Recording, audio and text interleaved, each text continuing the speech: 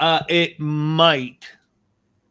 I have gone ahead and hit the go live button. So here we are, Right, you know ladies what? and I'll put gentlemen. YouTube on my phone so I can watch it. How's that? That sounds great. And I have the chat window open here, so we should be able to see people. And good evening, ladies and gentlemen. Welcome to this week's episode of Jawin with Jack, a TTRPG chat show. And this week, my special guest is Purple Druid, otherwise known as the World of Worth. Am I getting that right? World of Worth? Weird, like weird. Weird. Weird Earth. On both YouTube and X, if I remember correctly. Do I have that properly? World of Worth on both those platforms? Correct. Excellent. And so, what I've brought you on here tonight is to share our deeply connected love of Kal-Arath, and also to discuss solo gaming in general. But of course, the customary place that I always like to start is how did you get started in the role-playing game hobby? How did I get started? I was dragged in by my friends as a kid, way back in the dark ages.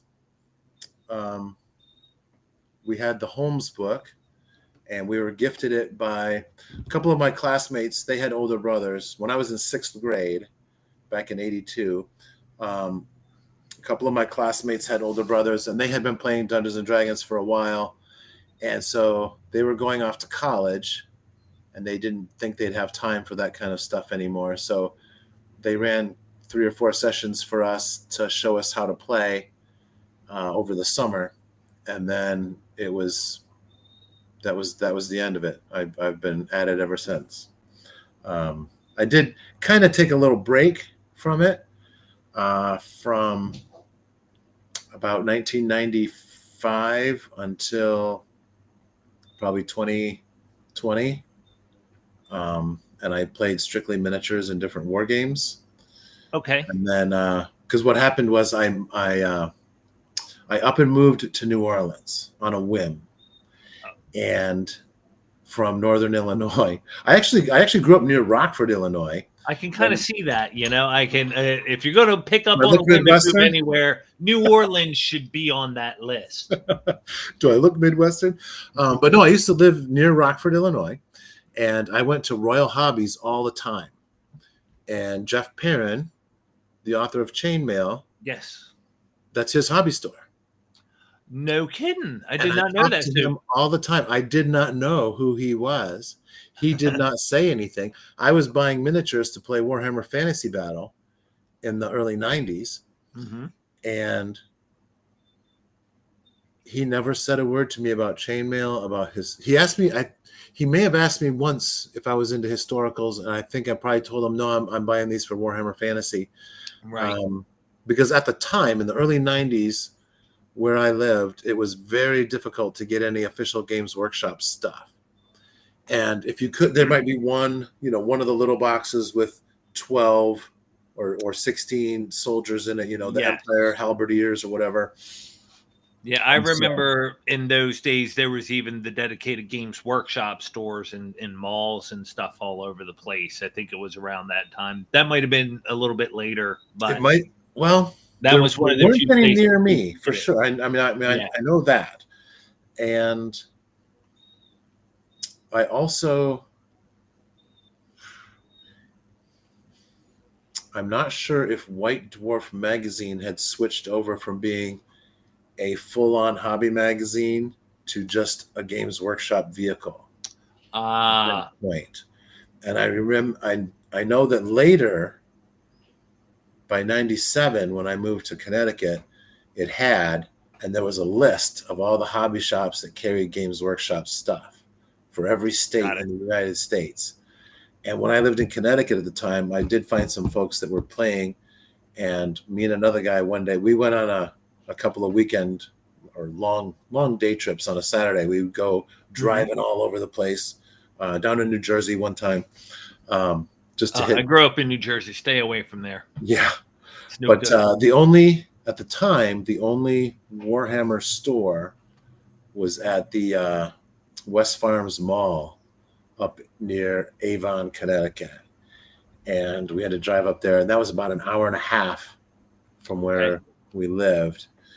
And I remember it was like, the Mecca, the Holy Grail. I probably spent $150 in there, and that was in probably 98. That's a lot of money. Oh yeah. So that was a small portion. It was like, oh my God, you just mortgaged your house. I know. I came back with bags full of miniatures. And it's really funny. My girlfriend at the time was furious because she didn't want to go with us because I told her we were going to go to a couple of hobby stores in Hartford and in that area. And she's like, oh, I'm not interested in that. And then I came home and I picked up something at another store in the mall, and it said West Farms Mall on it. And she was like, oh my God, you didn't tell me you were going to West Farms Mall. I would have gone with. Of course. Yeah. You didn't tell me you were going to a mall. Yeah. So anyway, that's a long segue, but anyway, back in 82, we got started with D&D, and then we almost immediately went into Advanced Dungeons and Dragons because the Holmes book kept telling you about all these cool things that you could do coming soon in Advanced Dungeons and Dragons. Yes, I remember that. So we went to Crocs and Brentano's, a now defunct bookstore, and we found the Dungeon Master's Guide there and the Player's Handbook. We had to mow a bunch of lawns to get, as I recall, to get those. Yeah, that's a lot of lawns. They were about $15 or $18 for those books. Yes. And people will laugh at that price now, but it seems so extravagant. And, oh my God, you're spending $20 on a book? Yeah. I mean, I think I was getting $2 a lawn. And that was too expensive for some people. They didn't want to get into the hobby because the books are so expensive. Right. You gotta buy them so we got into that, and I never actually owned a Fiend Folio until a couple of years ago. I bought a used one in a comic shop here in where I live now, because I just used my friends because it was too much money. Why do we need two? We didn't both need one. Right. And then after high school, I went to college, and when I was in college, no one played D&D, but there were a couple guys who had played Cyberpunk 2020. So I picked that up, and we played. I ran a Cyberpunk 2020 campaign, and there was an older guy who was running a Champions game, and I had played Champions in high school. Very nice. So I played in his game until he graduated, and then I took over the game as the referee and ran that for a couple of years. And then when I went home again after college, I caught up with some folks in my hometown, which was a really small town, that I had known. They were quite a bit younger, 5 or 6 years younger than me. We weren't in high school together. Okay. But by this time they had graduated, and they were big into D&D, and so I got into their game, and then I started my own game with some other guys, and it was an AD&D Rollmaster hack because I was using Arms Law and Claw Law, which was designed because we wanted something crunchy. We wanted those tables, the hit location tables and the special wounds and stuff like that. Those critical and fumble tables are a lot of fun. Yeah. And then the other game that I was in, the Dungeon Master moved away. And I want to say this was right around 93 or 94, whenever Dangerous Journeys came out. That was the Gygax? The Gygax, the new guy, Gary Gygax game. It was a big splash, and then TSR sued him to death. But so he lost the game. But anyway, when that came out, it was a big deal. And I actually ran a demo game at RockCon in Rockford, Illinois, because I was living there at the time. And it was really cool because it was at the hobby shop where we would play games and miniature games and stuff. And Gary came and he introduced himself to all of us, and he sat down and he did an encounter. It was really cool.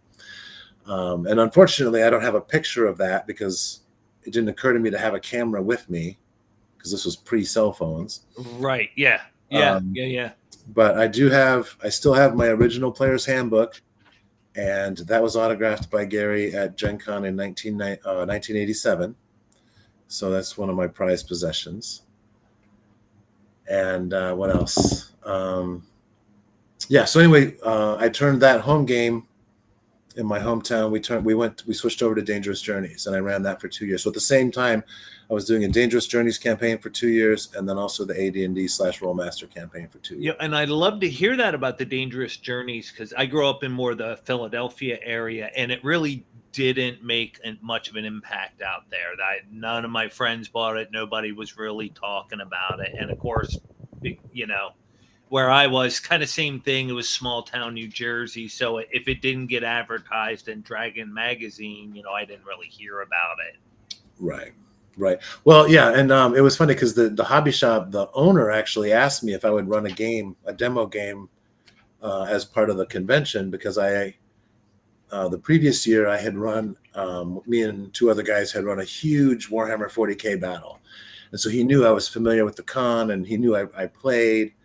And he gave me a discount on the books. I bought the whole collection, and then I ran a game, and he sold out of all of his stuff the weekend of the con, so that was cool. So it worked for him, and I ran the game for a couple of years. But then anywhere else I've ever gone, almost no one has heard of it. Yes, yeah, I barely heard of it. The only other game I remember from that era is the Cyborg Commando, which did not get terribly positive reviews, but yes, it's an amazing kind of a story, because I don't even recall why TSR decided that he had violated their legal rights. What were the grounds of that suit? As I recall, they said he started work on it while he was still working for them before they drove him out.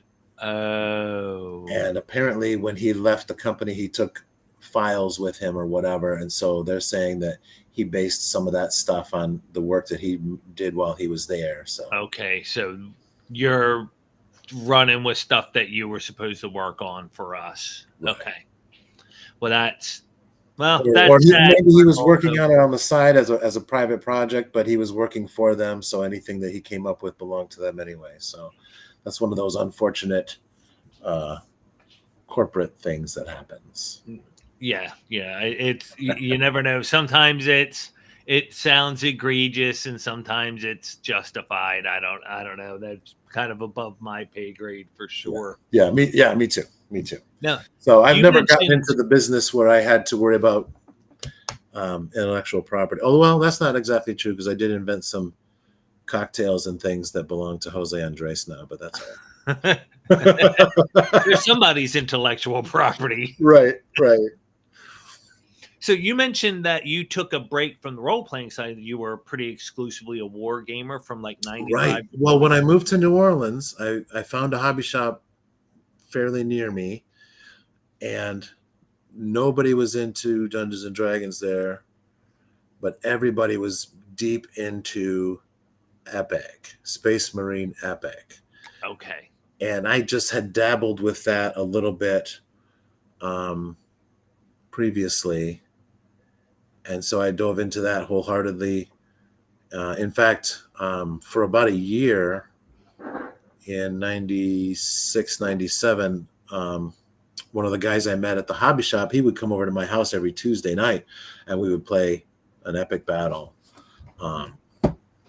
In addition to, whatever games we could fit in at the hobby shop. And when Necromunda came out, we got big into that, and Mordheim. And I kind of followed that around. I moved to Connecticut in 97, and it was Fantasy Battle 40K Epic. There were some guys that played D&D at the hobby shop that I played miniatures at. But throughout those years, they weren't the folks I wanted to hang out with. Let's put it that way. I just stuck with the miniature, and I really couldn't afford. I didn't have the time for two hobbies. I didn't have enough time, so I stuck with the wargaming, and my D&D stuff was in storage for years. Oh, And but when, you when COVID kept came it. around, you can't war game anymore because you can't go to the hobby store. So I went online to see who was playing games of any kind. And that's when I actually found the old OSR blogs from the early 2010s, and I found out about Discord, and you could play games on Discord, and that Yeah. just took off. Yeah, all of that is really new to me. I've just started like messing with Discord and stuff like that in the last year or two and gotten in on some good games. So Yeah. it's Well, definitely and so been I good. unpacked all my D&D stuff, and I had played a little. I bought the second edition Player's Handbook and DMG, and we only used the proficiencies out of there, and we used the new experience point tables, but we were really playing AD&D. Pardon me. And then, so I missed third edition. I missed the whole 3.5 and the whole fourth edition kerfluffle. I did purchase a fifth edition Player's Handbook, probably around 2016, so that I could play in one of my friends that I played Warhammer with in when we lived in New Hampshire. He would Dungeon Master games at a convention in Vermont called Carnage Con, which I'm actually wearing the shirt right now.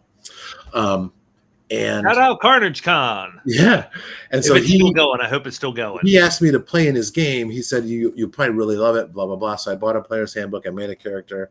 I showed up to play the game, and it was a lot of fun. But it was crazy because it was so overpowered. It wasn't what I was used to, because I had a third level halfling thief or something like that. I don't know. It was fun, but but I never played any. I only played at cons. Okay. And then when it came time to get back into it, I found my old Greyhawk stuff. I'm like, oh, I'm going to do Greyhawk. And then what happened? Something happened. I was talking to some guys about magic systems, and they were going on and on about how they hated the Vancian system, and they pointed me to Jason Vay's OD&D Conan supplement. Okay.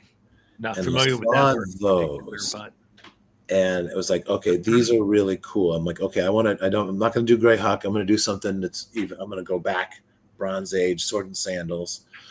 And then I created my own magic system based on a few ideas I had. And I wanted to play test that magic system. And I decided that I was going to run a game. I put it out on Twitter. I put it out in some different places. And I also picked low fantasy gaming as the core rule set, primarily because it was free, and because it wasn't D&D. I wanted to try a non-D&D magic system, so I was picking a non-D&D game system.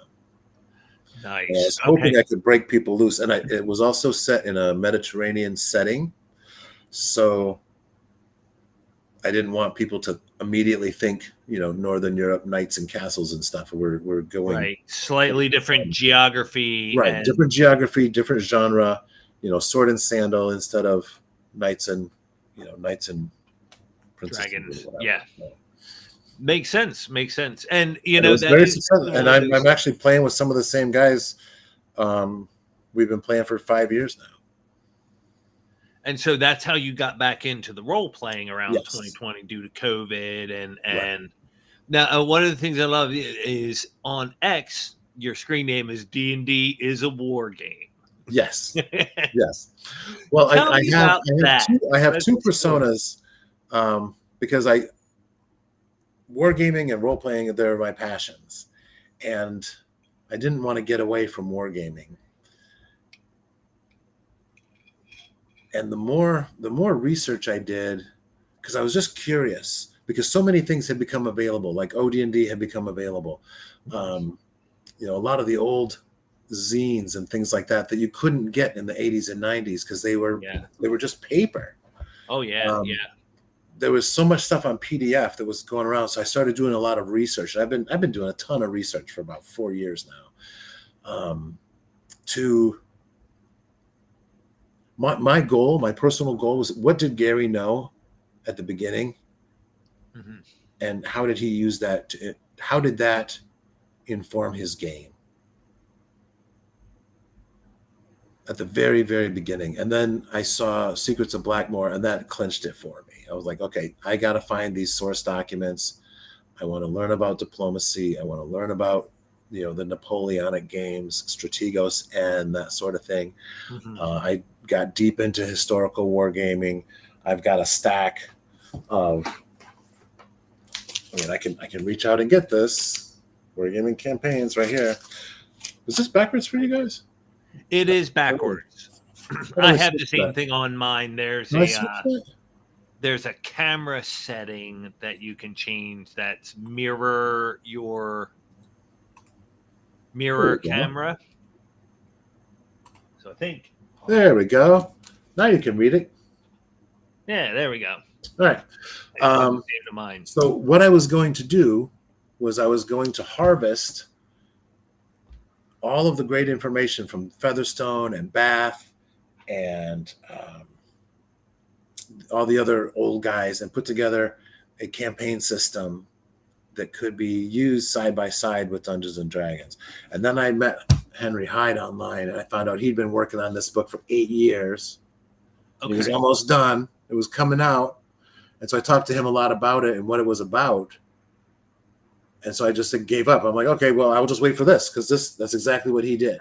So somebody's almost done with all the work. Right. He did all the work. So everything you want to know from Bath, from Featherstone, from Morshauser, you name it. Macquarie, Quarry stuff is in here. You name it, it's in here. This is a fantastic. If you want to play a wargame campaign, get this book. I'm gonna type that out in the chat. Campaigns by what? And what's the author's name? Hold on. The author is Henry Hyde. Henry Hyde. He is an OG wargamer. And I don't have his other book handy. He's got a great campaign diary that I convinced him to publish by harassing him for months. I even told him I would fly to England and personally scan his notebook into PDF format so that we could publish it, because I wanted to see his notes. Was he not receptive to that offer? Oh, no, he was. It was just a lot of work.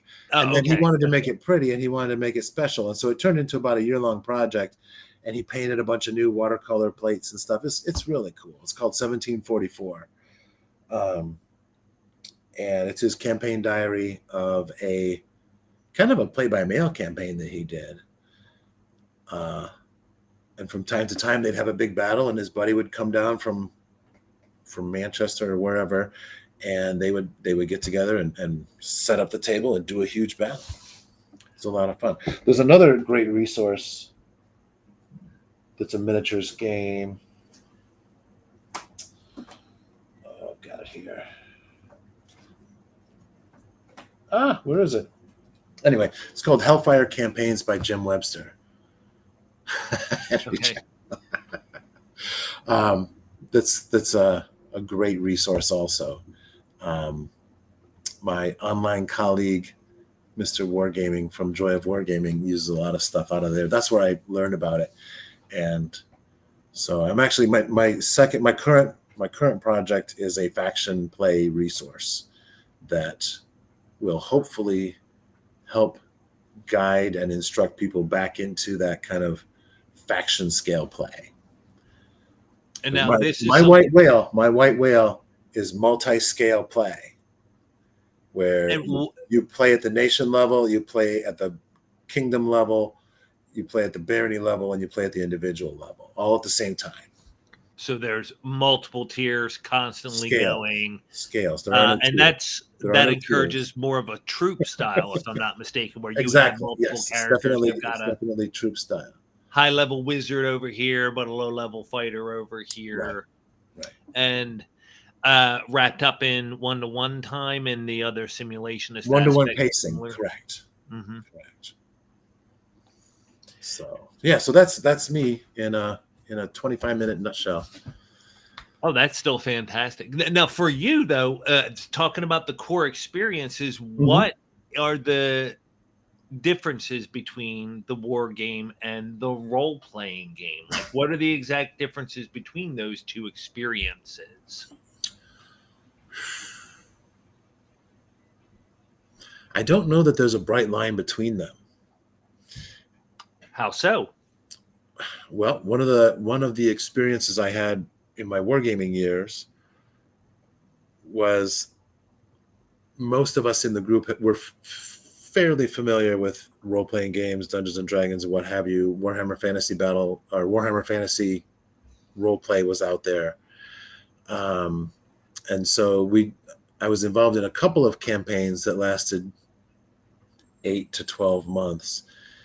And we sort of role-played as the commander of an army. Okay. And we used mighty empires and that sort of thing, so that we had pieces of our army in different places, individual characters, individual models on the table. If they survived battles, they could gain experience. Different, hero. You could go from a level 1 hero to a level 2 hero, and so on and so forth. And so that was kind of my first experience with multi-scale play.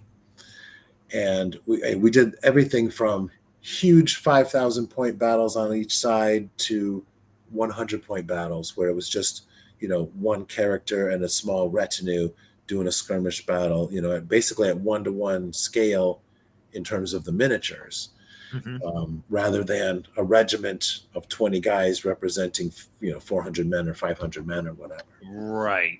Instead of those and then changing scales. Right. And when you watch Secrets of Blackmoor, there's lots of pictures of these guys playing war games and playing big chainmail games. Yeah, moving troops around and worrying about formations. And... Right. And if you go back and you look at, especially if you have Blackmoor Foundations, that's another great resource if you're interested in the history. The original Blackmoor game was a blend of diplomacy and RPGs, because the very first session it's set up, and it talks about this in Blackmoor Foundations, the very first session in April of 71, when Dave Arneson sent out that famous, there will be a medieval Bronstein at my house. It was partially set up with his buddies, his gaming buddies, wargaming buddies, that they were going to be in control of different factions on this big map he had. So, one guy was in charge of this area, one guy was in charge of that area, and so on. And then there were a few other factions that were unassigned, and those are for people who might show up. Was Blackmoor on the infamous outdoor survival map, or was that a Gary thing?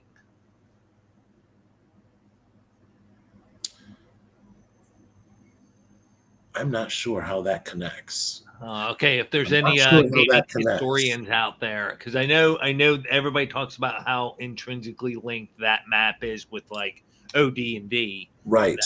Right. And I suspect that came from Gary.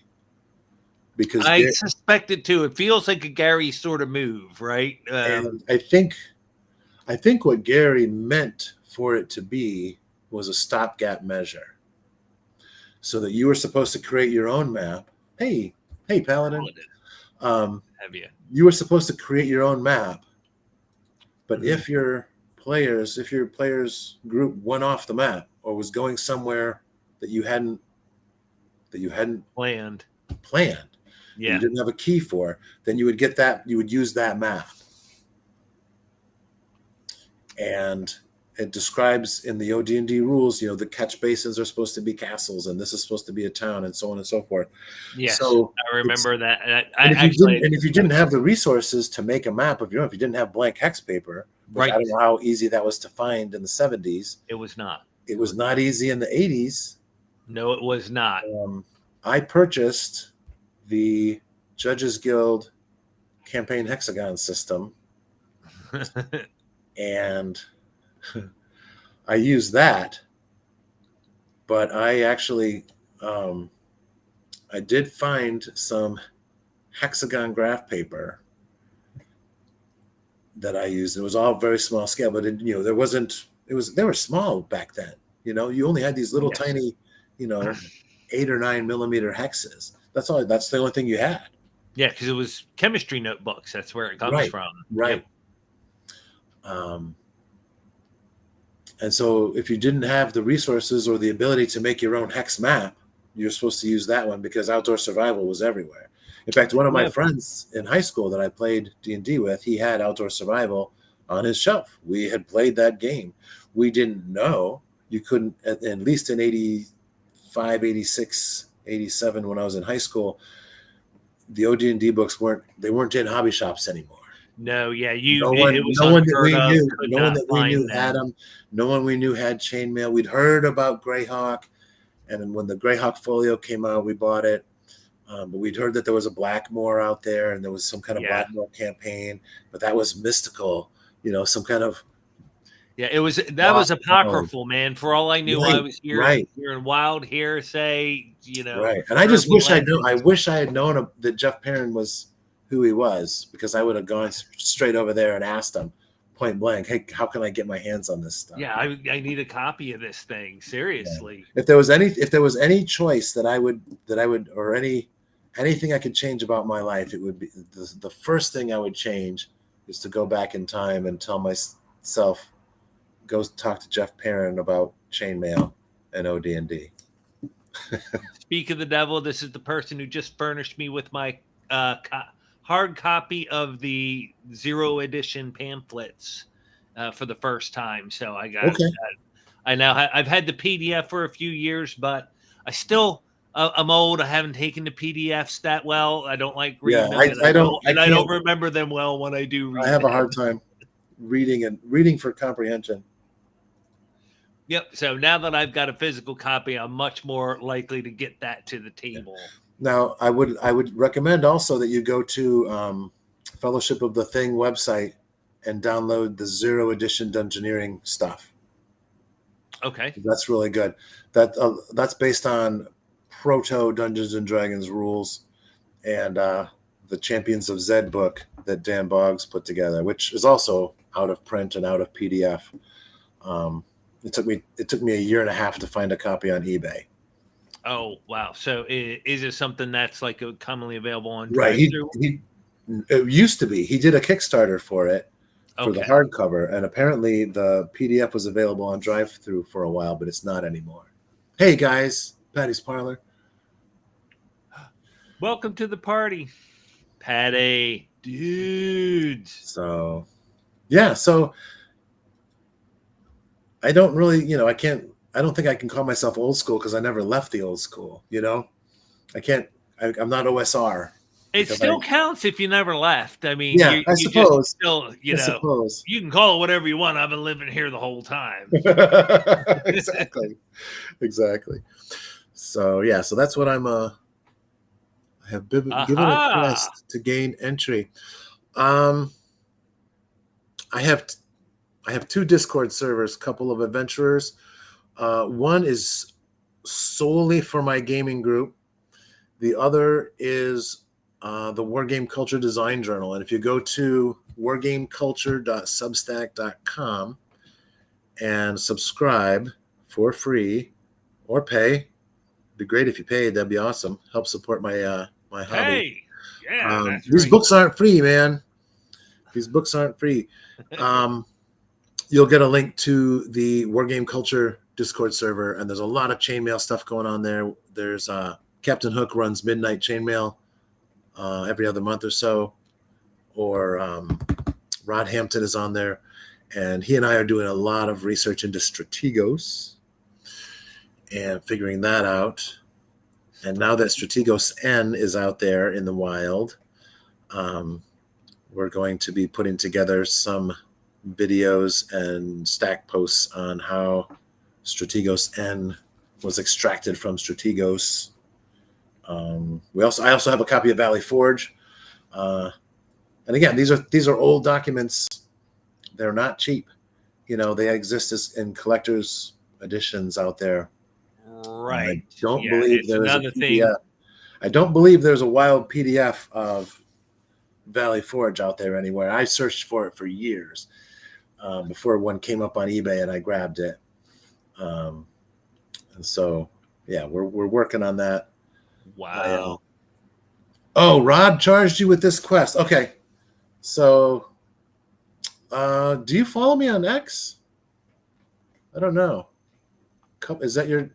Yeah, a couple of adventurers is. I think he's currently Marinus over on X. I'm confused. I interact with them both on X and on Discord, but yeah, at two of adventurers.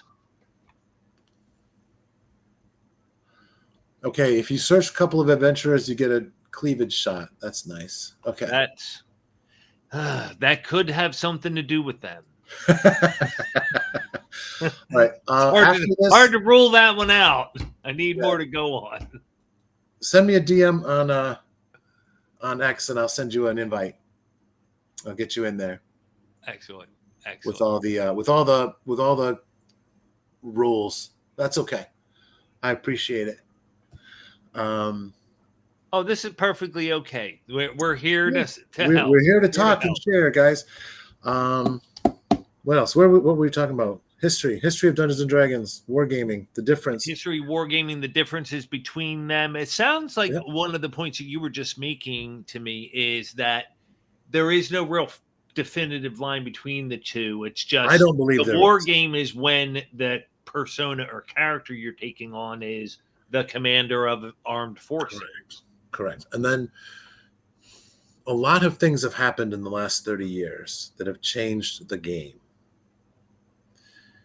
And my personal view of the game is that it is a multiplayer, multi-front, map-based war game campaign. And that you can participate at every scale or any scale simultaneously. And you should. Now, and this goes back to the very beginning of the hobby, when the wargamers were the ones who were first playing, and it broke containment, as it were, and people started bringing in their non-wargaming friends because this game is so cool. Right. And they brought in people who didn't know how to play diplomacy. They didn't know how to play war games. They probably didn't even know how to play Risk. And I don't mean to say that disparagingly, because I want to bring in as many people to the hobby and do it the right way as possible. Right. But they were very interested in playing the elf. They wanted to be Galadriel, or they wanted to be Frodo, or they wanted to be, Aragorn. A specific archetype or character. A particular character. Mm-hmm. And they wanted to play that, and they wanted to do voices. And so at the very beginning, I want to say it's Dragon Magazine number 6, there are letters to the editor that discuss the dichotomy between the wargamers and the theater kids. And I believe that's where the term comes from. It's from a very early Dragon That's magazine. A little historical tidbit I have not heard before. I thought theater kids was an internet age thing. No, it goes back to the very beginning. Wow. The very beginning. Which is fine, and if you don't want to play the war game side of it, that's cool, and theoretically you could participate in a large 1-1 pacing multi-scale war game campaign as only your version of Frodo. If that's what you want to do, that's cool. But the game is much richer and more fun and more engaging and more compelling when you play all the different parts at the same time. Right, all those various factions, patrons, different varying levels. You kind of get to be a dungeon master, as a player, because you get to, you control a faction. You have a barony. Maybe you're a king. You get to do all this stuff and push pieces around on the map, and other people get to engage with them. That's a lot of fun. It's so much fun.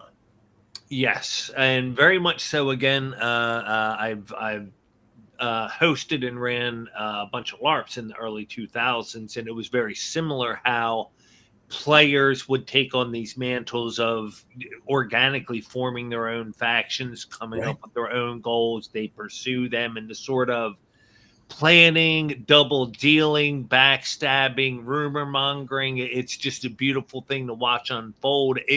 That's why the DM ultimately in that circumstance is more of a referee or a judge, because you're just making rulings and settling disputes and mediating things. Right. You don't have to come up with a story or a location or adventures for them to go on. Lincoln, thinking back to what you were just saying too, I can really see where the game was set up for me to just settle into my single character I'm playing, totally not Legolas, the elven archer, right? Totally not Legolas is over there doing his thing, right? But for the game world to be rich and feel real, you need to have all those factions at work. So and if all the players then gravitate into that single character mentality, it's left to the DM to do all that heavy lifting, and it certainly suffers.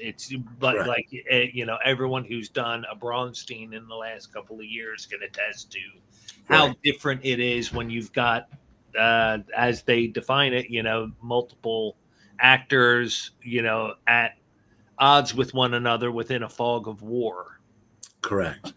And then there's another important distinction within that definition, is that it's not necessarily that the independent actors are at odds with each other or in conflict, and that conflict doesn't have to be violent. They just have objectives that diverge. Okay? So player versus player does not mean stabbing someone, fighting violence. That's not what it means. Right. Player versus player simply means my character's objective is different from yours.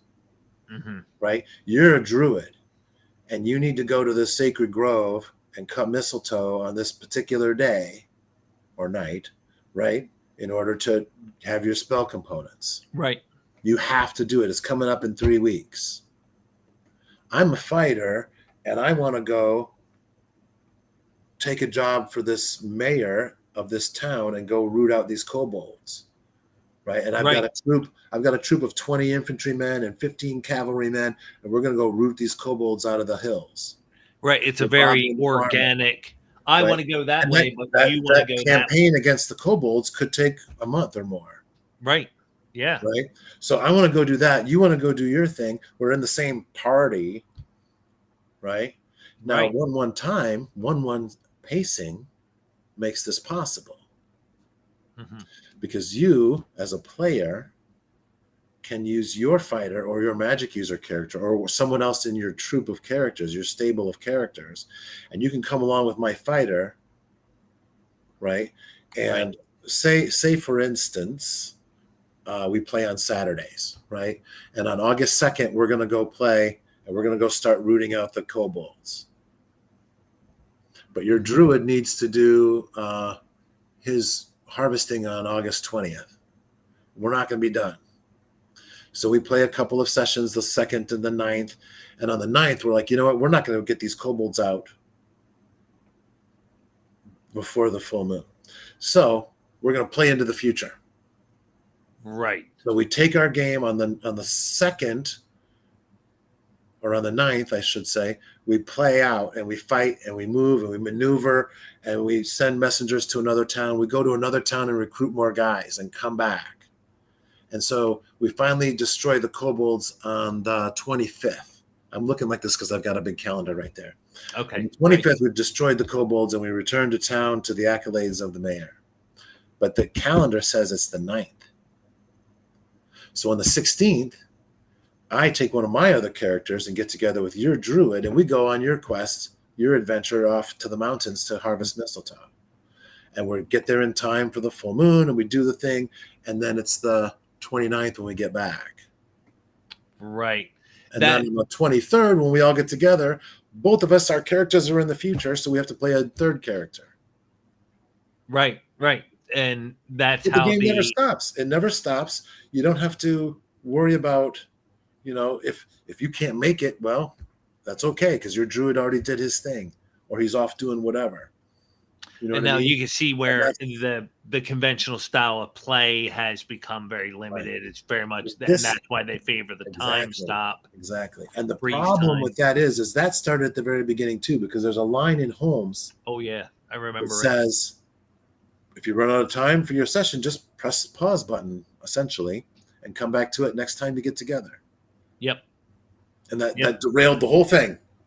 That derailed the entire idea of Well, 1-1 and I do recall that that's how we played. We started with the home set ourselves and quickly moved on to the first edition. And I remember as a little kid reading the hardback books for the first time, trying to parse what he wrote about the 1-to-1 time and different things. And we were like, okay, I can see where that's doable. I don't see the benefit of it. Right. I want to play my character. I rolled up my it was character. just you and it was just you and a couple of your friends. Yes. It wasn't 30 people. No, in and that's club. the real difference. You know what I mean? In a club they had been playing other games for years, and now all 30 are involved in the D&D game. Yeah, and the and only I even way imagine to accommodate that is with 1-1 pacing. That's the only way. I even imagine like war games can only accommodate so many players, and it was probably mind blowing for them to have one game that could incorporate the entire club. Everybody has multiple characters in there. Well, war games, especially the old play-by-mail war games, they could have multiple 20 or 30 participants, and the referee would have a big map and know where everyone was. Yes, and then people are mailing in their order. I mean, this was standard procedure. I mean, in the early 80s, I played in a couple of play-by-mail games that were pretty cool. But, computers took over for that. Changed all that, yeah, for sure. So, well, and ironically, I'm still in a couple of play-by-posts through Discord and stuff like games as we speak. So it's definitely one of those. I never did that much. I didn't really get into play-by-posts. No, I've run play-by-post Kriegspiel games, and I've run play-by-post chainmail games, and so has Captain Hook and Rod. And the chainmail, the midnight chainmail game is actually, I think they play live on Discord, where the camera is shooting at the table, and they play and they do everything, live on stream. That's awesome. But play-by-post is a lot of fun. And if you haven't played a war game, a tabletop war game, play-by-post, you should really do it, because you can play on Discord. Oh, well, we got a good. Oh, there's Captain Hook right there. Oh, tag is Captain Hook? Yeah. Arr. Arr. How many millions of copies of 5e have been sold? I don't know. I imagine many. How many tables can play together? It's a shame the game has been brought to such a slim shadow of its potential. Well, absolutely. Can I like that comment? Is there no? I guess no. There's no liking. Now, I have a thing. Having listened to Professor Dungeon Master several times, he talked about how clearly WotC is trying to pivot towards the online virtual tabletop Dungeons and Dragons subscription. That month, so they can get you to pay that $15-$20 a month or whatever they want. And I can see very easily where, with AI moderation or who knows what else, whatever technologies they could have one huge living campaign and, throw it open to the multiverse. There's, if you want to adventure in Sigil, you can start there. If you want to adventure in the Forgotten Realms or Dragonlance or O-Earth. They did that. 15 years ago with Greyhawk, the living campaign with Greyhawk. Right. Now, whatever became of that? That kind of came and went without me knowing much about it. Yeah, me. I was wargaming then. I was playing Warhammer and Dirtside and Star. Let me know when I can invade, then I'll be interested. Yeah, exactly. Yeah, I don't have any idea if that was even if wars were a thing. I don't know. I don't know much about that. I guess I should start doing some research on that too. Pun King, I insist you turn around and spank yourself. Oh dear. You just got some time slatted. Really nail it down. Oh my goodness. So the modules method is at odds with the interconnected war game. As everyone is playing in the Forgotten Realms, you can't cross-pollinate games without stepping on each other. They have to shift a lot.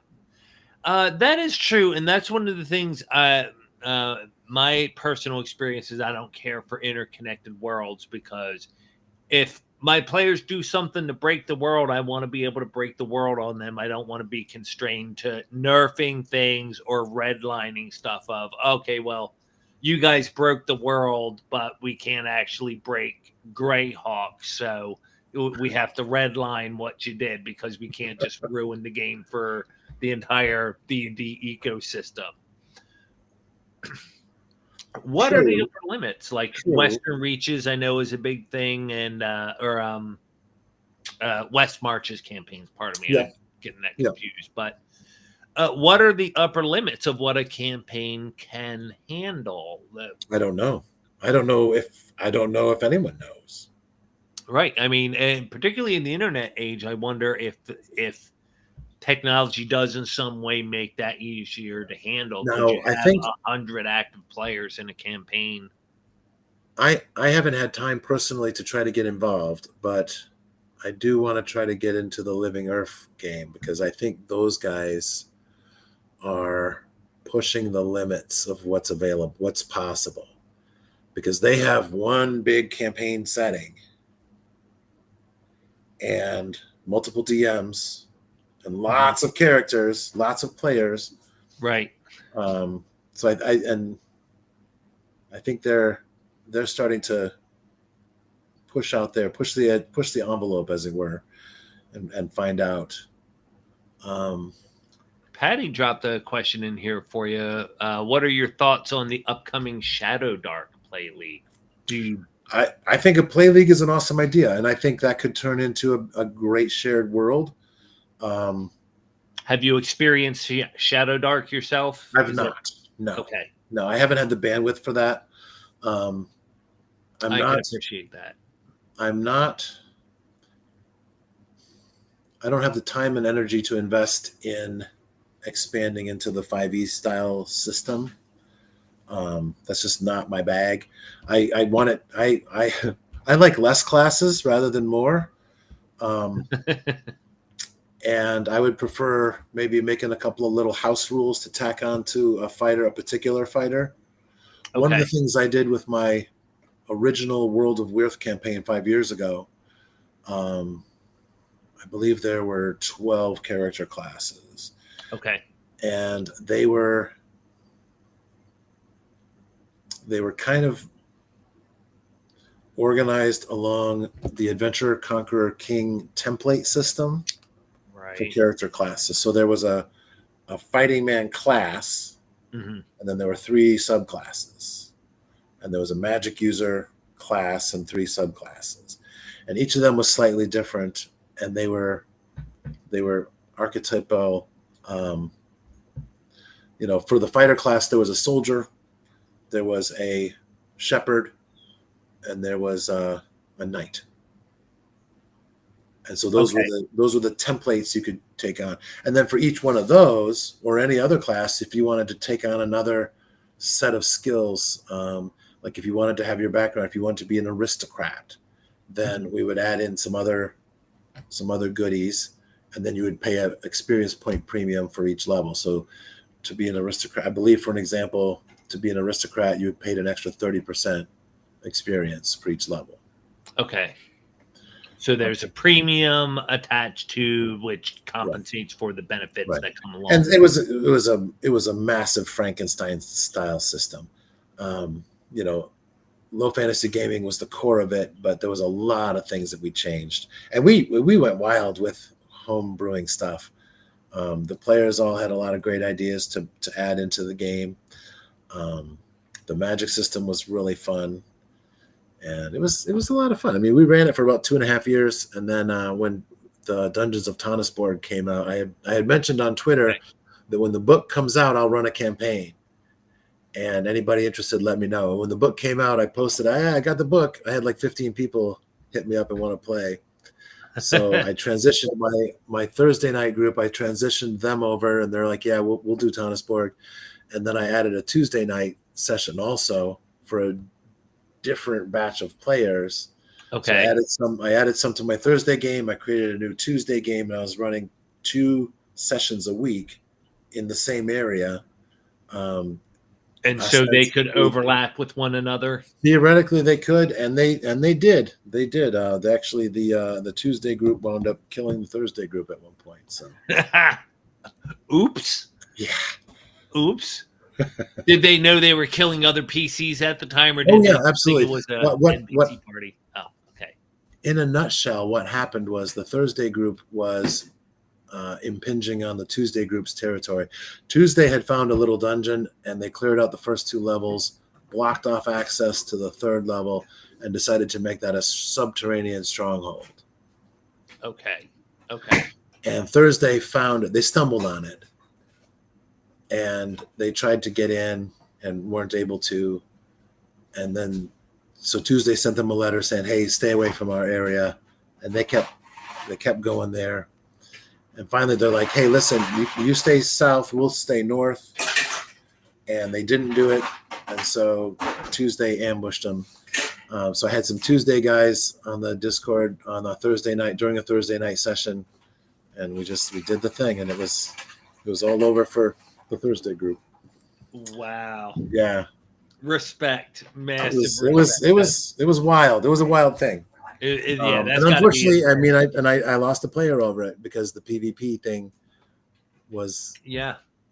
So that's one of those things. So again, this is anecdotal, apocryphal. It's my own experience, but that is why PvP fell by the wayside in the first place over the years. I've seen PvP and the pursuant butthurt ruin sessions, ruin campaigns, and ruin friendships. There are people I remember just stopped being friends because things got so heated at the table. So what is your response to that? What do you think the problem therein lies? I don't know that there's a short answer for that. There is not. I think you have to go in the original, and I just saw a tweet from Rob Kuntz actually today talking about how the diplomacy scene got nasty at times. Oh, back in the old days. Yes. And part of my answer is the guys who created this game were big diplomacy players. So they were into the whole backstabbing as part of the game. Well, and they accepted it, and they were mentally prepared to be annihilated by surprise. It also shows that part of the warfare aspect is espionage, intelligence, sabotage, all those clandestine parts, but also the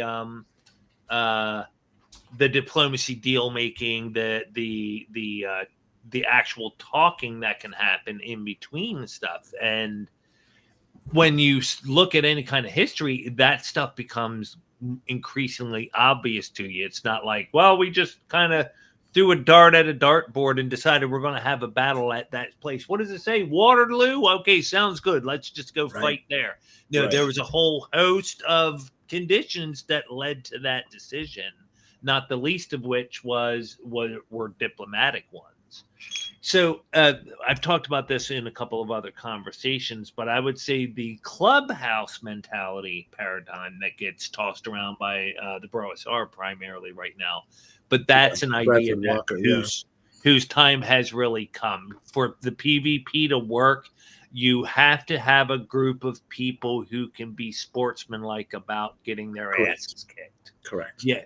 And actually, conversely, it doesn't get mentioned as much. You need people who can be good winners as well as good losers. Right. And you know what? You learn that in the wargaming community. When you go every week and play 1 or 2 war games with the same batch of guys or a group of guys, and some weeks you win and some weeks you lose, and you try different things, and you get experimental. You get experiment. You like, oh, I got a cool idea for an army. I'm going to put this together, and put it out on the table and you get wiped in 2 turns, and the game's over in 30 minutes. You're like, wow. But you can't get mad. You can't get mad about that. Why would you get mad? It's a game. Yeah, and I think you just nailed something really important too, is that intrinsically at its base, at its core, the war game is a PvP, a player versus player experience. Right. Whereas superficially, a Dungeons and Dragons game is a cooperative one. Right. There's nothing that says you can't work at odds with one another, but ostensibly, for at least for the immediate mission, you're supposed to be working. And that's what's happened over the past 30, 40 years. Is the continuum, the line between war games and role-playing games has gotten longer and longer and longer and longer, because lots of people have come into it and said, I don't want that. I don't want the PvP. I don't want to play soldiers. I don't want to push armies around. I want to explore, this, or I want to explore personalities, or I want to explore relationships and things like that. And so the idea of playing one character and taking them through a whole developmental arc, right? There are a lot of games written specifically for that. Yes. And they surge in popularity. They decline in popularity. And from what I've seen, the whole Dungeons and Dragons thing over that time span, they have kind of gone in that direction. And so there are a lot more, because that you can be more of a casual player in that type of play.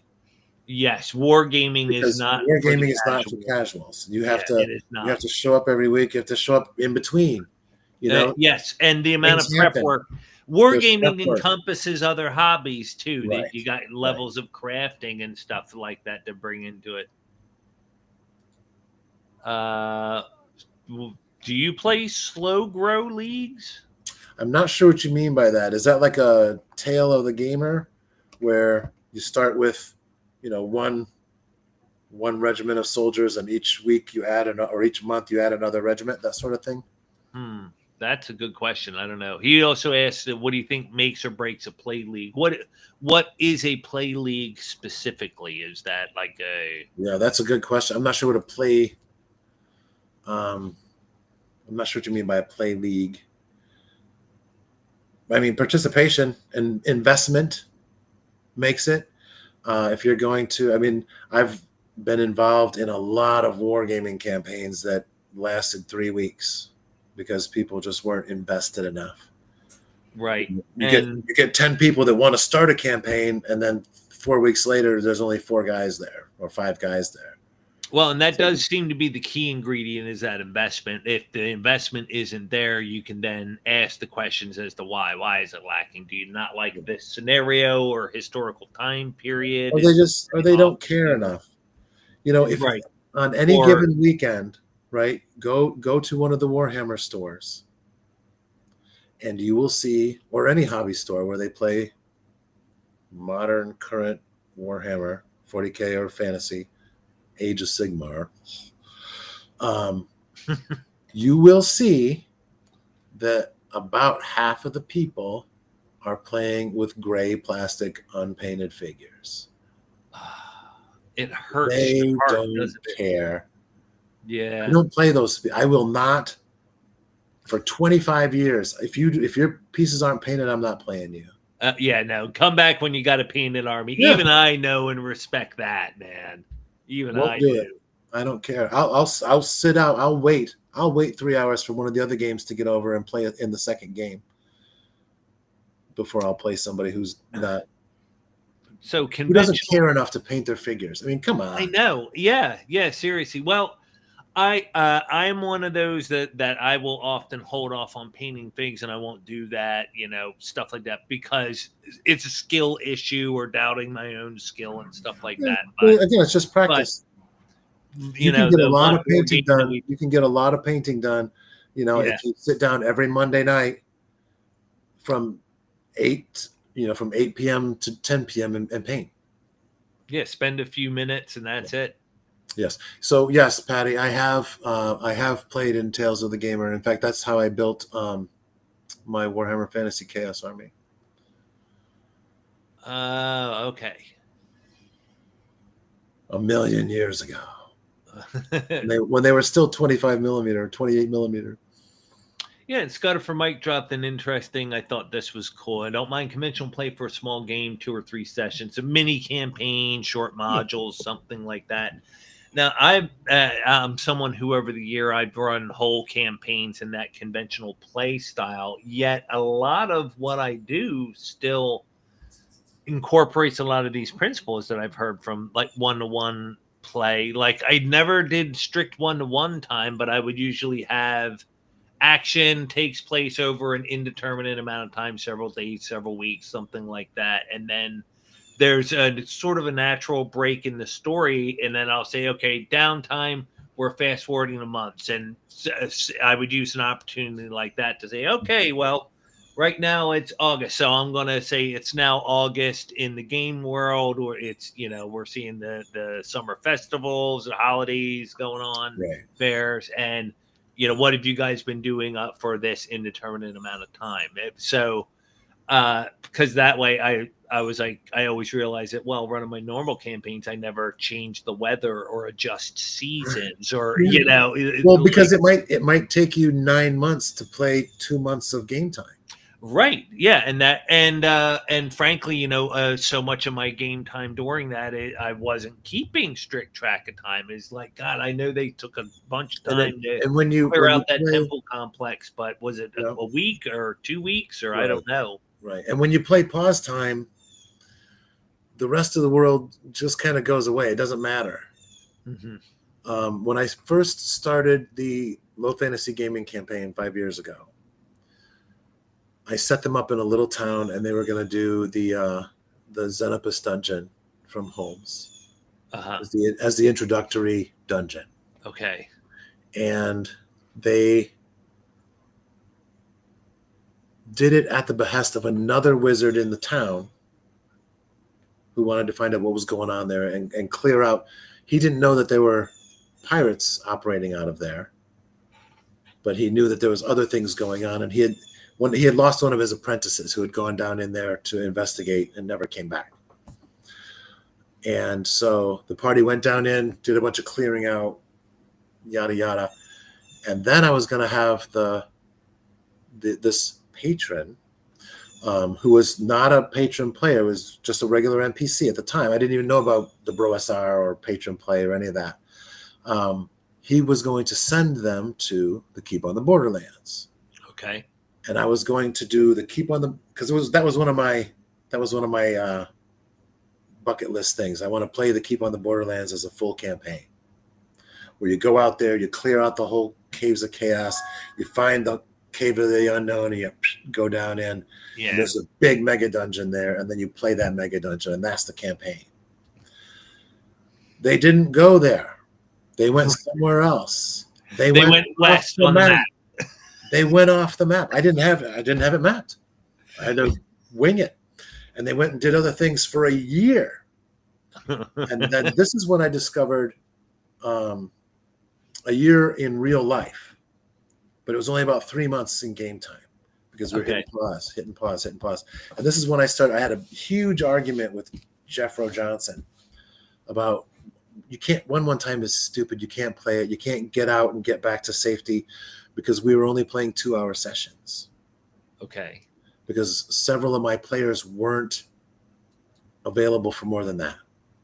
Mm-hmm. And in a 2-hour session, it's very, very hard to leave home, go to the adventure site, and come back, or get somewhere safe. Right, and do anything productive with that. Do anything productive. It's very difficult. And so what we wound up doing was, I wanted to introduce one time, but I didn't see how it could work. And right around that time, I actually joined into the Dubzaron campaign when it first started. All right. So I played with them for a year while I was dungeon mastering my own game. And I saw, because we had the exact problem, because we started with 2-hour sessions, one time, and we had to race. We had to get to the dungeon or the adventure site or whatever, do our thing, not explore. If there was avoid combat, we didn't have time for battles.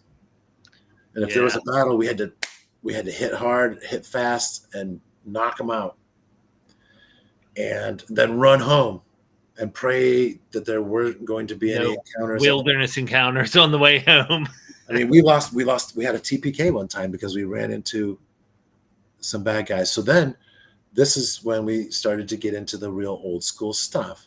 We started traveling with a big bunch of troops. We brought 50 troops with us everywhere. Right. 20 cavalry, 30 infantry.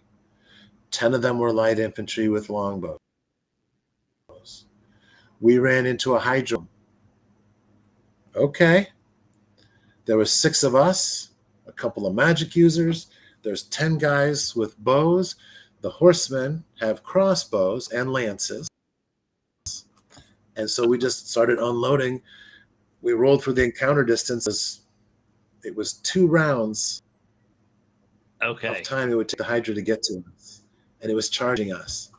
And so we had 2 rounds of crossbow fire, 4 salvos of bow fire, and 2 rounds of magic, going off.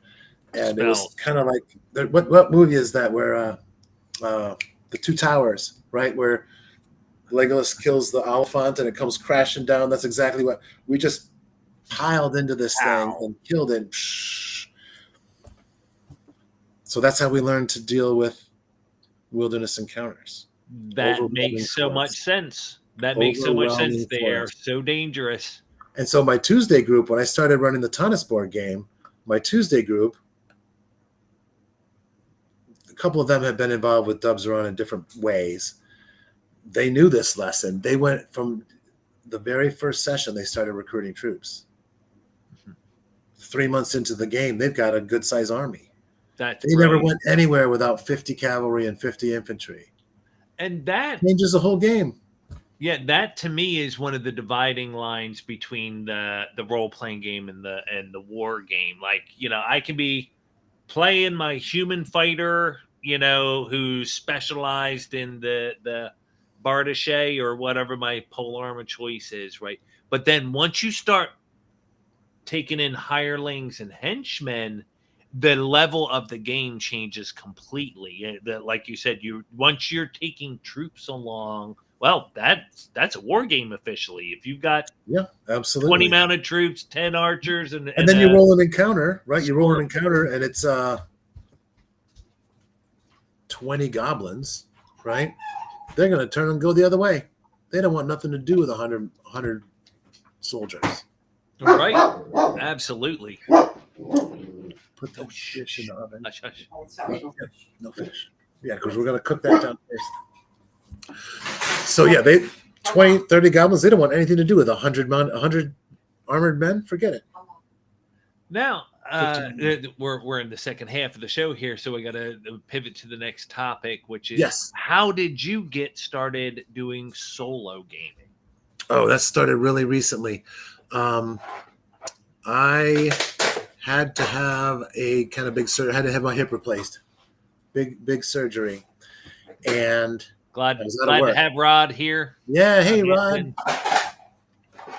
That's okay. It'll be preserved forever on YouTube and Rumble at least. I think it still floats around on X, but I just don't know how to find it again.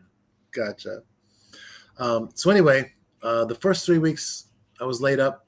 I painted 127 miniature figures. Okay, yeah, which is a lot. That's a few. And that's a few. I kind of burned myself out on that, and so I'm like, okay, what else am I going to do? Because I couldn't work. I couldn't hardly get around. I couldn't drive. I couldn't go anywhere. And I was working on my campaign. My campaign was actually, I had one of my players took over the DM chair because I didn't have the ability to be. We knew you were a hip individual. Oh, titanium hip, but plus 10 XP for making me groan live on television. Yes, indeed. But I was on pain medication. I wasn't able to DM. And so for 3 or 4 weeks, one of my players took over the DM chair and he ran a game for us. We played on pause time. It was an experiment with Stonehell. And we were all 10th level characters. And there were 6 of us each. There were 3 players and we had each 2 characters, and we went in there and made a mess. I don't think we followed the designer's paradigm. When do you ever? Yeah. But it was a lot of fun. We had a lot of fun. And it was fun to play because I didn't have to think as hard. I could kind of coast with my colleagues because they could think harder than I could with the pain medication. And then when that was done, I was resumed my role as Dungeon Master, and I started working on the first zine I wrote was the War Game Paradigm, which is about how to play Dungeons and Dragons as a war game. And it talks about Braunstein, and it talks about risk, and it talks about diplomacy, and how there are no tiers of play. There's scales of play, and these scales can be played simultaneously. And there's nothing that says you can't have a 10th level wizard with a bunch of 2nd and 3rd level guys. Right? Yes, I've in fact, had that's the whole premise of Ars Magica, right?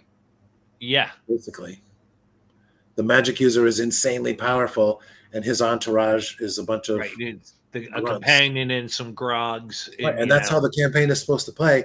Is each week I play my wizard and you're my grunt, and then next week you're the wizard and I'm your grunt. Yes. Yeah. And then we play that for however many sessions, and then the season is over, and then it's winter time, and we do downtime things. Huh. Where did that come from? Sense. Where did that model come from? So anyway, my next big zine effort is faction play.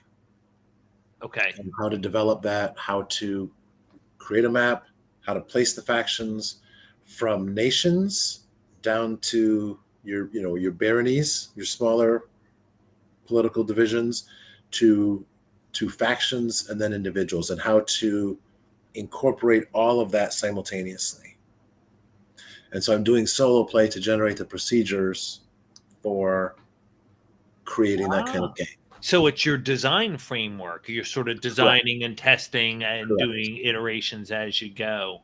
Correct. I have designed a play procedure for the individual level, and I'm using the patron structure that I used for my Shoyenka campaign for Tanishborg, because that worked. And I'm gonna go out on a limb here, because 2 years ago when I started this campaign, I had 5 patrons that were playing NPCs. I had a pirate king, I had a black market merchant, I had the Knoll king, I had the goblin king, and then I had another secret player that no one knew about. And I limited them to weekly turns. They had to give me a monthly goal at the beginning of each month, and then we decided how they would attack that goal over the course of the next 4 weeks. Okay. And so they got to make a play every week. And the adventurers may or may not encounter the patron action. Mm-hmm. If they do, great. If they don't, that's okay. Maybe they'll hear rumors about it. Maybe it'll just go. It generated rumors. It generated stories. It generated adventure hooks. Mm-hmm. The Tuesday group went after the Goblin King full bore. Okay. They went in, and they actually stumbled into the Knoll King's territory and devastated a whole village. And so the Knoll King and the Goblin King got together to attack the Tuesday group. That was fantastic. We had a huge climactic battle. It was outstanding. I had the Pirate King. The Pirate King was raiding the ships of 2 neighboring countries. And when he would attack country A's ship, he would leave clues that it was country B that did it, and vice versa. I love it.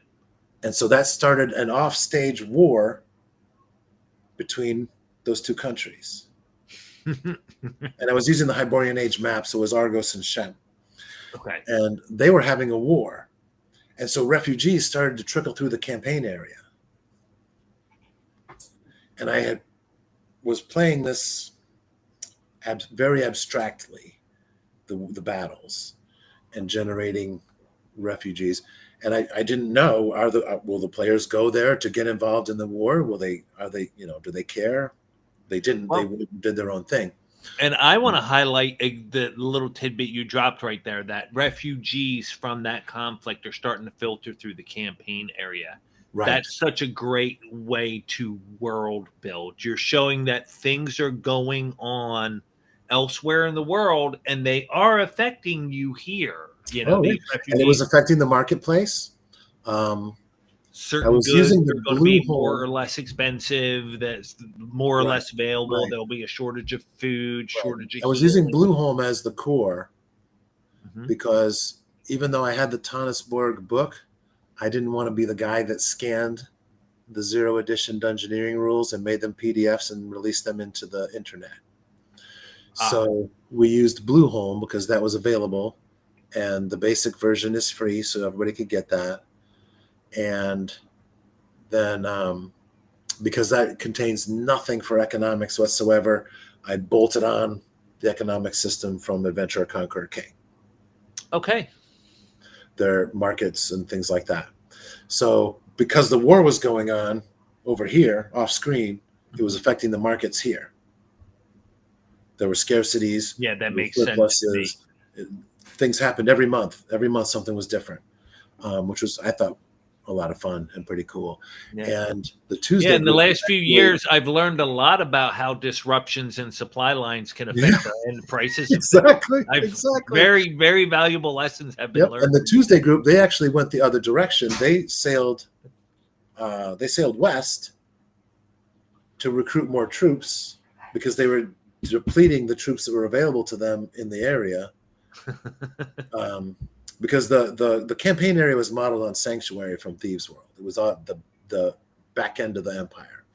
There was just nothing around. So when they depleted all the available troops, they were going abroad for more troops. And so they went to the capital city to the west to avoid the war because they didn't want to get stuck into that. But and they also didn't want the war to start in with you're bringing in all these foreigners. Yeah. Can't you hire mercenaries here at home? No, I kind of hired them all. They're all dead already. I kind of got to go for a few. No, I mean, and they lost a few. You know, they cleared out a couple of goblin tunnels, and they lost a few in the big battle. But yeah, it worked. The thing that didn't work was that Tannisborg is such a dangerous dungeon. You can't really go in there as beginning characters. You really need to be 5th or 6th level to go in there. Okay. That's good to know. And so Tannisborg became kind of a sideshow. And they were doing other things and exploring the wilderness. And I had to create a whole huge area for them to explore because they weren't exploring the dungeon like I had expected them to do so. So that was another interesting wrinkle I had got to deal with. Right. It's a repeat of screw the Caves of Chaos. We're heading west off the map. What do you got for us? Right. So from a solo play perspective, it's not something you've ever engaged in like it was a natural development. The only solo play I had done was I solo war game because there's no one around here. I live in a small town on the shore in New England. And the only wargaming that's done is Warhammer Fantasy stuff or Age of Sigmar or whatever, and 40K. Right. And I haven't been into that in years. The new rules suck. I just could never get on the Warhammer treadmill. I mean, it was cool. It was cool in the 90s.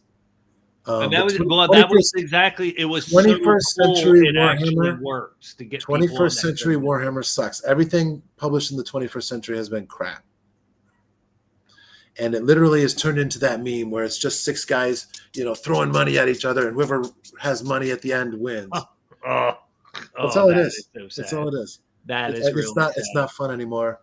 I remember when they switched to 7th edition rules. I bought the rule books and tried to play, but I'm a big Imperial Guard guy. I have hundreds and hundreds of Imperial Guard figures, but the Imperial Guard were Adeptus Astartes or whatever.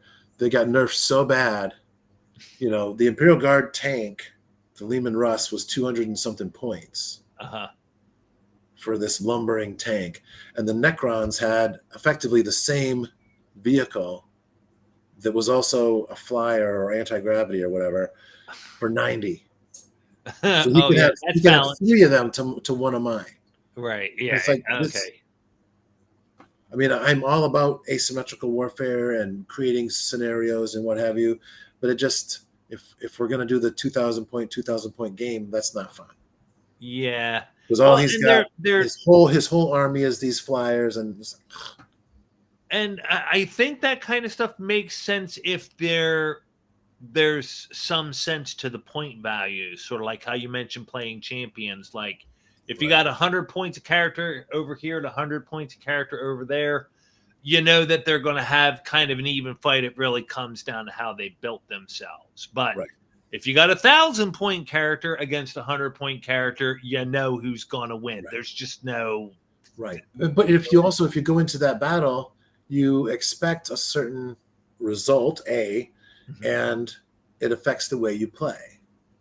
yes. And also, the Warhammer rules became more and more and more focused on tournament play, where you build an efficient army to defeat an enemy. Right. That takes advantage of loopholes or meta inside And the metas current and iteration of the rules, and then combining things and what have you.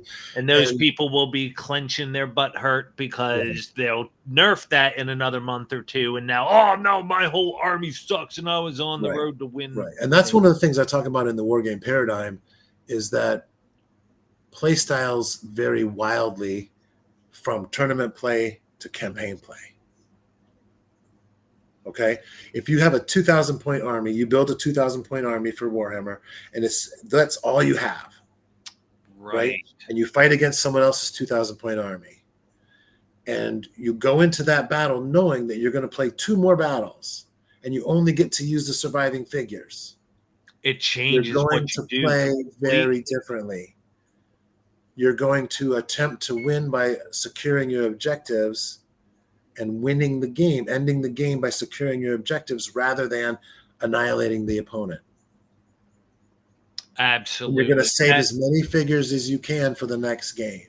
Yes. Yeah. And I think that's brilliant. That matter of fact, that aspect of wargaming always seemed more absent to me. Of course, like you just pointed out, over the years, when you run into wargaming, it's Warhammer or 40K. That's it.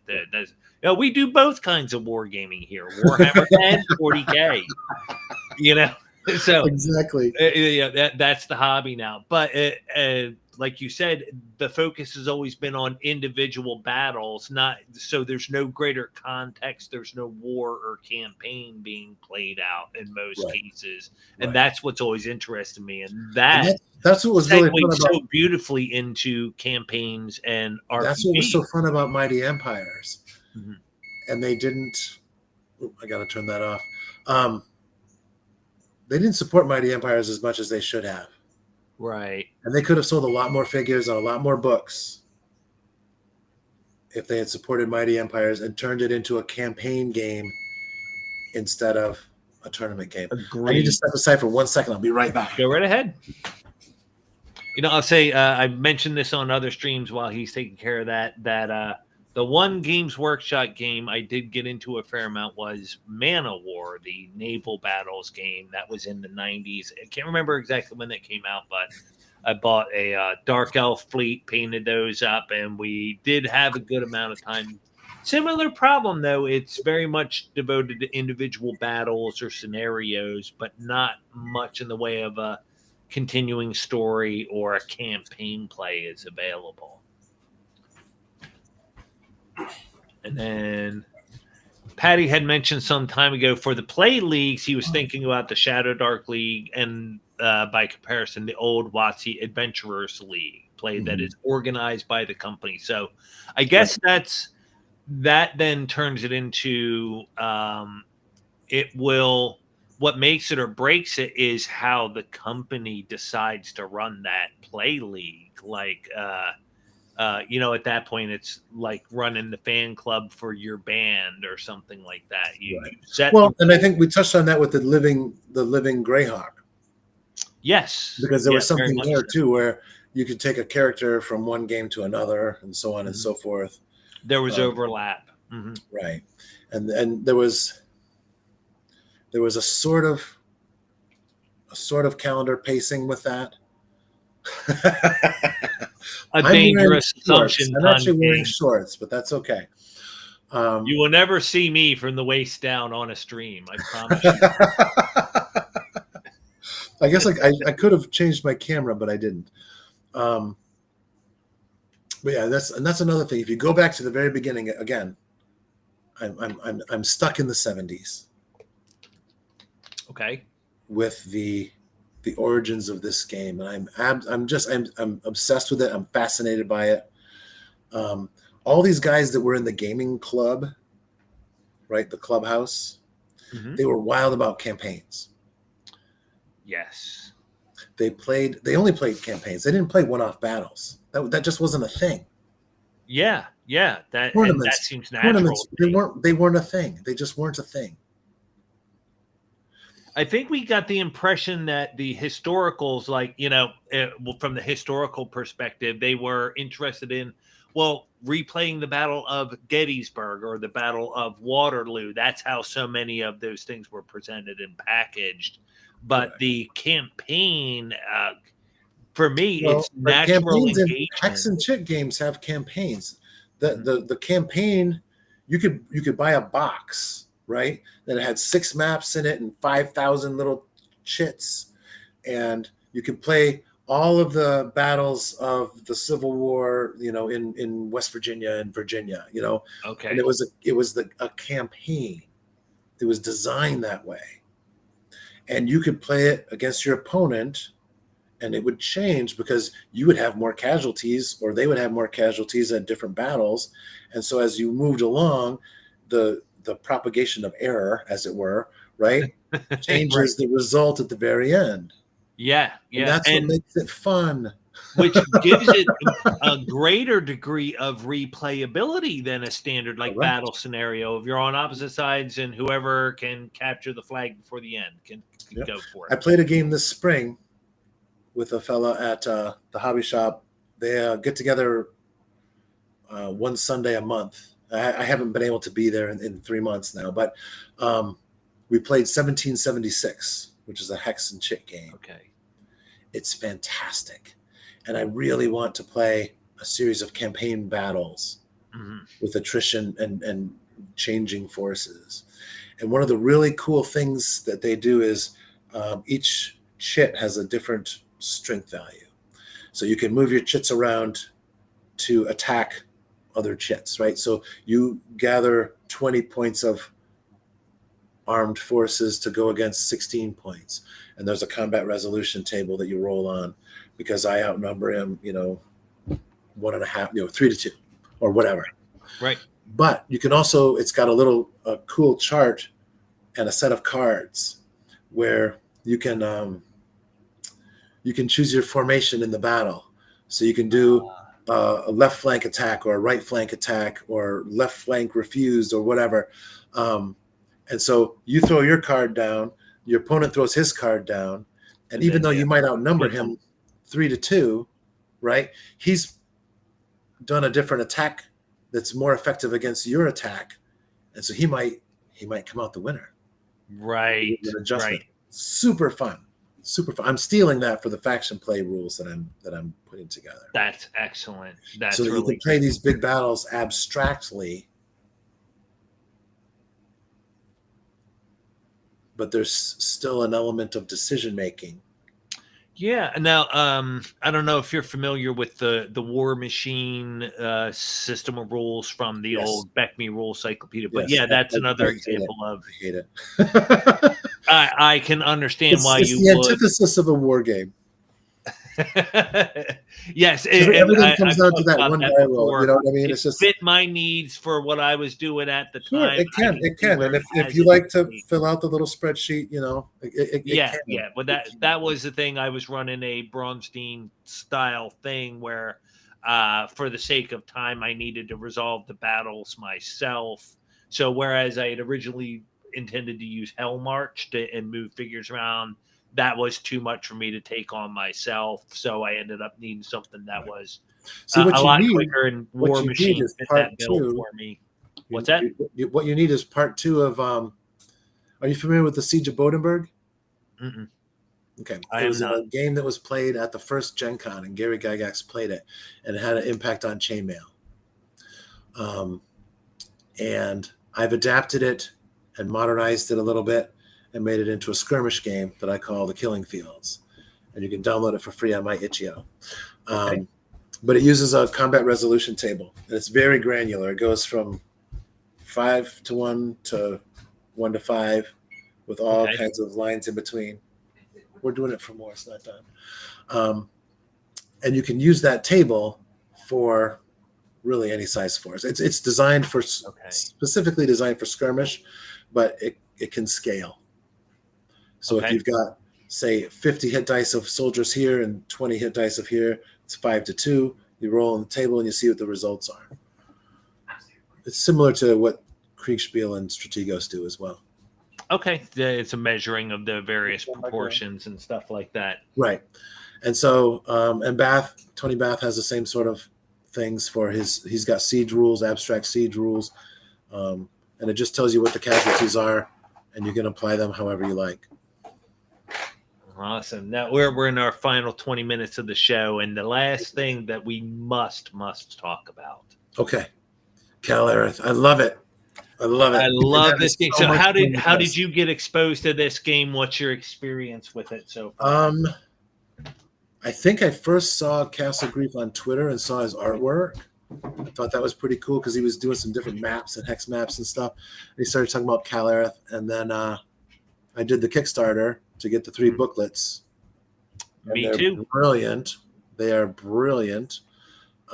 Yes. Everything, all my stuff is on the chair on the other side of this. Yeah, I've done a couple other ones, but similar to you, sight unseen, saw them on Twitter, liked what I saw, and then when the Kickstarter come up, I said, I love playing. Well, I started solo. reading That's his my stack. thing. I started reading his Substack, and there was a great stuff on there. And yes, constantly great. There were some samples and descriptions of things. I'm like, this looks like fun, because I am all about pulpy sword and sandal stuff. That's my go-to. That's my go-to.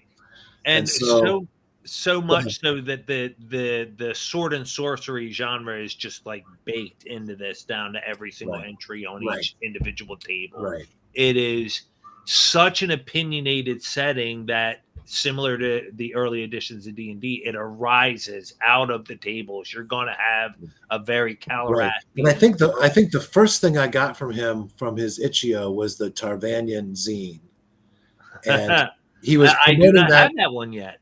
Oh, it's great! It's all handmade. He either wrote or drew everything that's in there, and there are some things that are typed, but he typed them and then cut them out and pasted them in like a collage. It's as old school as you can get. That's the first thing I bought of his, and when I got that, then I'm like, okay, when Kal-Arath Kickstarter is like, I'm doing it. I want all that stuff. Yeah. And I'm kind of mad that I did it now, because he's got his box with stickers and a cassette. I'm going to try to get the cassette, though, just to see what's on there. Yeah, he has that. It's posted out in the world somewhere. I can't remember where, but he posted a link to it as well, where you can get the listen to the soundtrack and everything. But a couple other things. I, of course, did to follow up the Twin Sons. Yep, I've got that too. That's beautiful. Fantastic. A lot of good stuff in there. To it. And not one of his, but from Silver Nightingale and Charles Bryan, I did the Al-Rathak. Yes. And this is the more 1001 Arabian Nights inspired one. Also a really excellent book, man. Great resources. Now, in practice, though, I've hardly left the core book. This one little pamphlet. I was amazed when it showed up, because I was sitting at the table and playing within an hour. It's like you start reading and you go, oh, this is really cool. I can see where this would work. Oh, this is neat. Okay, let me roll up a character. Well, okay, now I'm exploring my first text. it pulls you right in. It definitely reinforces that style. And Oh, absolutely, absolutely. And I tied it right in with Four Against Darkness for yes, dungeoneering. And actually, the first dungeon that I did was the dungeon board game, which was a yes, hoot. I That was love so that fun. game. Yeah. And I've got an idea for something related to that, but that's another show. And I'm using Axebane's Deck of Many Dungeons for generating dungeons as well, for a little variety. And I'm experimenting with a lot of stuff. I've picked up Tiny Epic Kingdoms and Deck Box Dungeons. So all of these things, I'm learning new stuff from. Yeah, And Rod says there collectively we're getting better at distilling the fun, high proof absolutely, gameplay. I think absolutely. so. Because I wanted to use that to discuss your YouTube channel and the Mhm. Kal-Arath and solo play Yes. playlist that you've been growing. Because now that's substantive. We're hitting close to 20 videos on there, and some of them are pretty long, between Yeah, half hour to an the hour. last couple are an hour long. The last one actually the one that goes live tomorrow could have been probably 3 hours. Wow, I cut it at about 30 minutes and turned off the camera and continued to play Okay. until something really interesting happened. Because all I was really doing was foraging and identifying hexes. Right, that can be fun But and then useful for people to see those I rolled up a procedures. Nomad Bazaar as an encounter. Okay.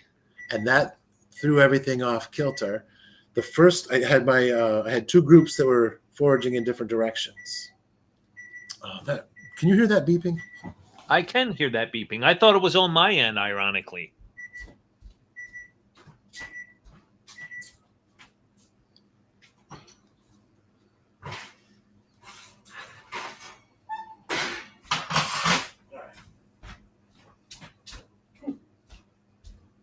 Sorry about that. We're getting dinner ready while we do this. I'm multitasking. Understood. I did dinner right before this. So I had two groups of characters that were foraging in different directions and exploring the 5 Mile hex.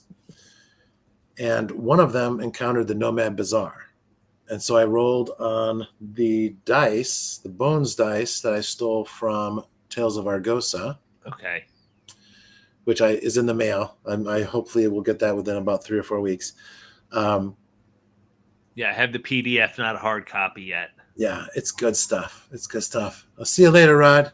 Rod, thanks for coming by, man. Glad to have thanks you. for watching. What was I going to say? Oh, so anyway, I rolled and the nomads wouldn't let him in. They had a negative reaction. Okay. So he went back to camp, and the next day the other party went down there with some gifts. Okay. And I recorded all this because I'm like, this is going somewhere, and people are going to want to watch it. So she went down to the nomad camp with some herbs that they had foraged and traded for food because they're trying to get to the city Kal-Arath, and they don't have enough food to get there because they lost all their supplies in the Mantis battle. So yes, I mean, this is so much fun, and it's all just generated randomly. So now they have enough food; they're ready to go. So the next episode next week, which I'm going to play, I think later tonight, they're going to get back on the trail to Kal-Arath. That's brilliant. That's so brilliant. It's so much fun, and I'm going to try a new thing this time. We're gonna explore each hex as we go through it. Each of the 5 Mile hexes. So instead of rolling for the 25 Mile hex, we're going to go 5 Mile hex by 5 Mile hex. Okay. We go along. Yeah, that's something that I haven't grokked it completely, but I really like how when you're exploring the large hexes, you have that subsystem that you've incorporated for generating the terrain type for the little sub-hexes within. Right. And that's one of those things I haven't delved into that level of detail when it comes to the exploration because, and you know that the base game, for some reason, I have a weird purist mentality. I want to use only Kal-Arath stuff when I'm playing Kal-Arath. Yeah, and that's all right. And that's all right. You can do it. Whereas you incorporate other systems, Yeah, and like a you lot just of other talked stuff. about, you're using it as a design forum too to Right. figure out what works for you. Well, I'm a believer in, I love mapping. I love drawing maps, Mm-hmm. and Shh. okay. That one's mine. That one's mine.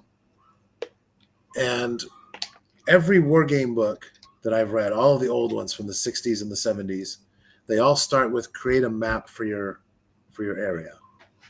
Mm-hmm. And it needs to be a big map, you know, whether it's the Carolinas, you know, for your Civil War campaign, or the Hyborian Age, or, you know, Europe for your Napoleonic campaign.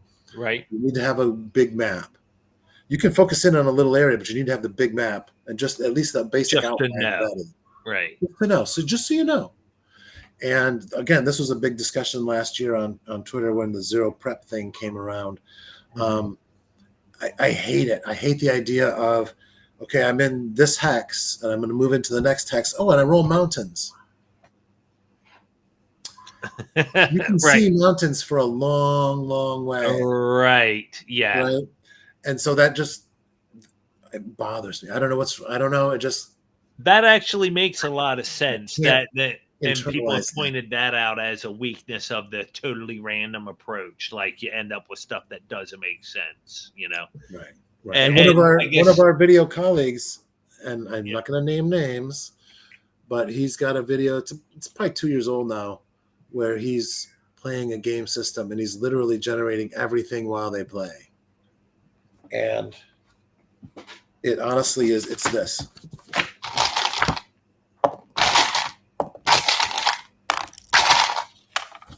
Hold on.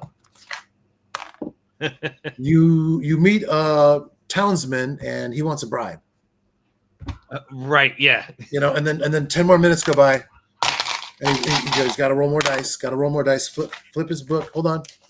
There's a chart here for that. And he's friendly. No, I can't. Not smooth. That's not fun. Smooth. That's not fun. And so because I have a regional map ready for this, then the individual terrain pieces that I'm throwing in, you know, they're 25 miles away, number one. And so we can develop this. But all the mountains are blocked in. So you know where the mountains are.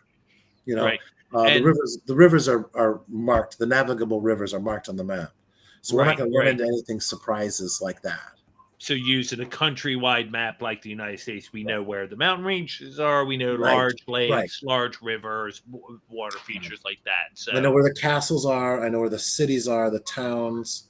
You know, your campsites and your catch basins. I know where all that stuff is.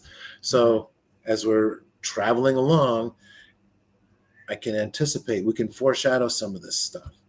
Now, the Druid Grove problem, that was purely procedural. I had no idea that was coming, and I had no idea that it was going to cost the party 2 weeks, you know, and all of their supplies, which has been very exciting. It's been very exciting. And now I've incorporated the outdoor survival food track, and I'm going to be building that.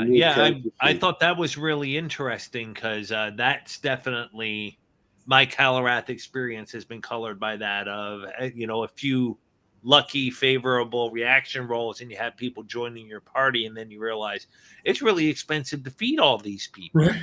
It's like, you know, before you know it, I got 10 people traveling with me and now every day I need 10 rations. Right. Holy crap. Right.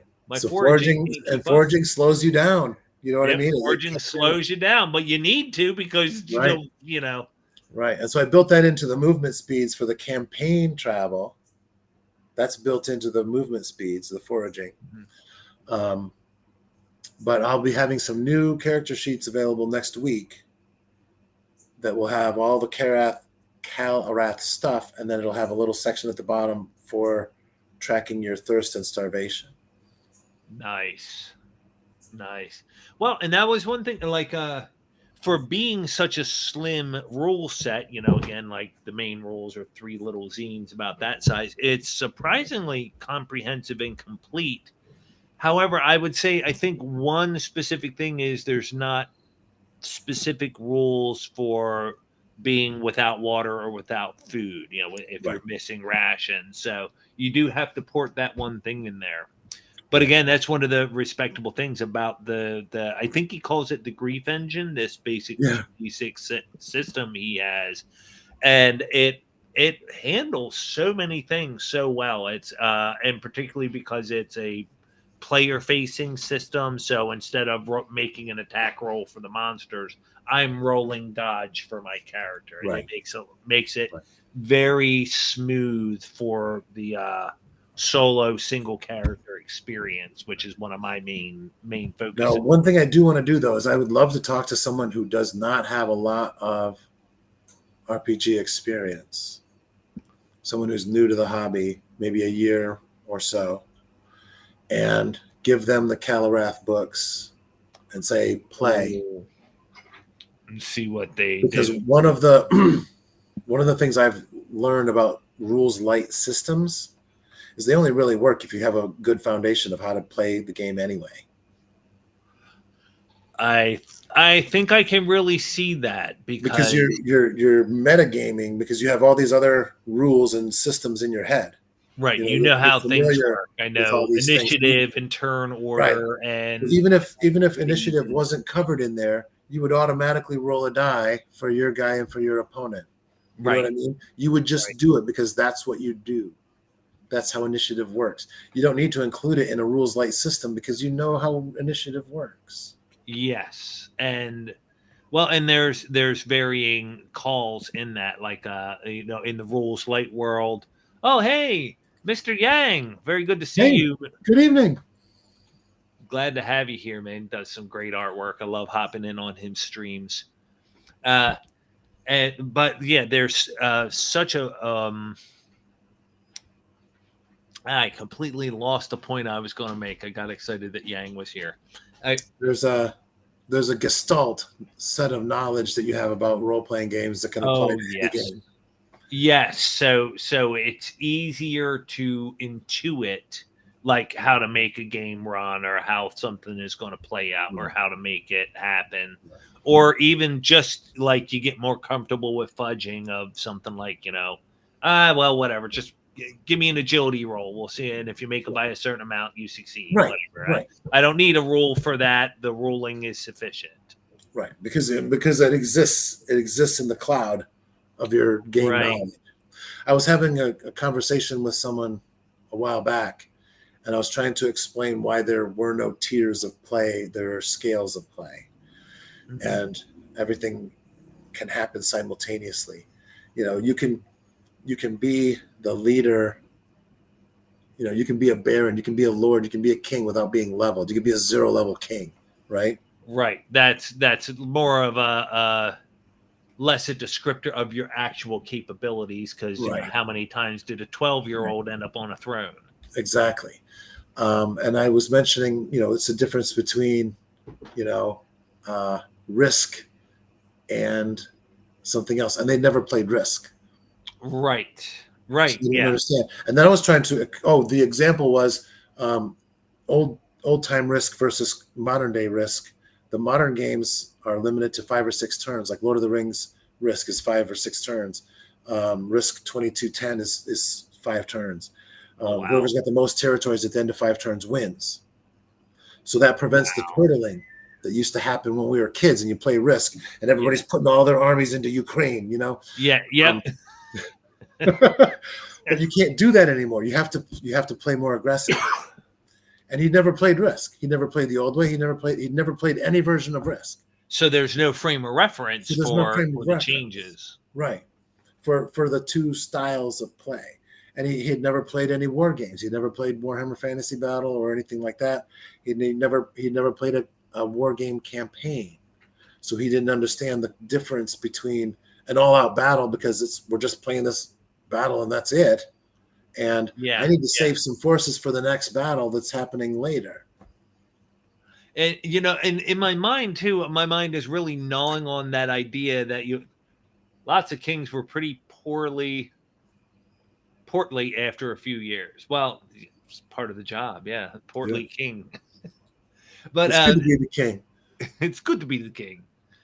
But yeah, like you just mentioned, I'd like to see somebody who, with little or no RPG experience, take the Kal-Arath rules and see what they can make of them. Like, are they really sensible and easy to understand, or is it easier for us because we're more experienced gamers? And I'm like, man, it's exceedingly rare over the years to find somebody who started in something other than Dungeons and Dragons, whichever edition, So, but most gamers started in that game. So it makes you wonder, how could we find somebody who it would be interested in role playing games, but also in solo gaming, and get them to try out Kal-Arath? That's like Right. we almost have to. Well, I'm doing a little bit of searching on Substack, and I've found and met a handful of new gamers that are into solo gaming, mostly like For Against Darkness, that sort of thing. Right. But I'm looking to recruit somebody to try it. That'll be interesting. And I'm also watching them play. For Against Darkness, and I'm on the Kal-Arath Discord, and there's some interesting individuals there as well, that I don't think have a lot of game experience, just from some of the questions that people are asking. And I think it's proving my contention that Rules Light is easier to play if you have an array of game knowledge. If you have a stronger working knowledge and experience with it, I can really see that. At the same time, I think that divide goes back to the original, like BX or BECME versus Advanced Dungeons and Dragons, whereas that Rules Light was still explained well enough for the game itself to make sense. Yeah. Well, I mean, Rodney, Captain Hook, R-Dubs, and myself, Alchemic Raker, we played a bunch of play-by-post chainmail games, taking turns as the host, as the referee. And we found a lot of edge cases that aren't covered in the rules. Right. However, they are covered by other systems that we're familiar with. And once again, you can go back to the very beginning. People who've never played a war game look at chainmail and say, I don't know what this is. This doesn't make sense. It's full of holes. It's not. The holes are covered by other games. Wow. Right. And that sort of stuff becomes apparent with experience. Right. And that chainmail wasn't written for you, the newcomer. Most of it wasn't. Right. No, the Old Lords, Alchemic Rakers, the Old Lords, that's written for newcomers. That's written for newcomers. Perfect projects. I love them. Mm-hmm. Those are things that need to exist, and I'm glad they do. Yeah, he did a knockdown, drag out job with those, and that was another one I kind of just stumbled across him, liked his Twitter, and backed the Old Lords Kickstarter when he put it out there, and not disappointed at all. All right, we have hit the 8 o'clock hour. We have, absolutely. Hey, thanks for having me, man. This was fun. Oh, dude, it's so great to have you again. I always look for an opportunity to bond over Kal-Arath, and we need to get together and talk about that off. What's privately. that? We need to talk about Kal-Arath stuff privately. I want to bounce some ideas off you. Okay, we'll do that, man. We'll hit that up. And before we sign off here, where can people find you? You've got your YouTube. I've got YouTube, World of Wirth Fantasy Roleplay, World of Wirth on Twitter, and then if you're interested in more war game stuff, there's War Game Culture on Twitter. And you got your itch.io? There's an itch.io. It's world-of-wirth.itch.io.com. There's lots of places. I have two Substacks. One is the War Game Culture Substack, and then the other one is it's the first Substack I started. It's the role-playing game one, and that's where you can find a lot of stuff. That's stevensmith.substack.com. Stephen with a PH. Okay.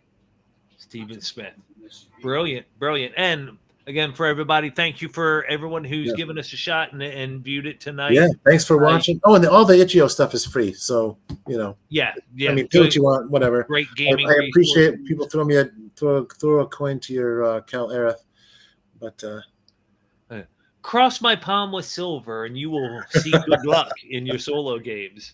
Yeah. All right, Purple Druid. Thank you so Thanks, much, man. Jack. Have a Everybody, great night. like, share, subscribe, and be here next week at 6 p.m. for another exciting episode.